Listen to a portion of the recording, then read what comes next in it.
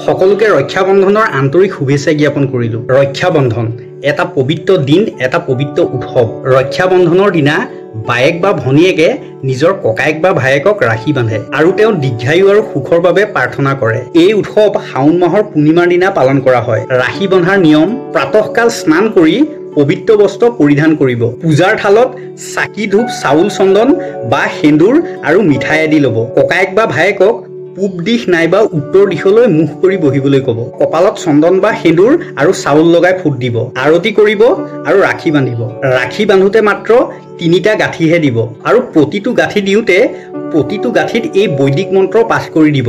মন্ত্ৰটো হৈছে ওম এনেবদ্ধু বলি ৰাজা দানবেন্দ্ৰ মহাবলহ তেন ত্বামি অভিবন্ধামি ৰক্ষে মাসল মাসল।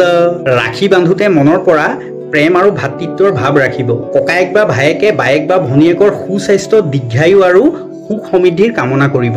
ৰাখি বন্ধা কাৰ্য শেষ হোৱাৰ পাছত থালত থকা মিঠাই আদি খাব। ককায়েক বা ভায়েকে ভনীয়েকক উপহাৰ দি তেওঁৰ মৰমৰ সন্মান কৰিব লাগে। এয়াই আছিল ৰাখি বন্ধনৰ নিয়মৰ বিষয়ে।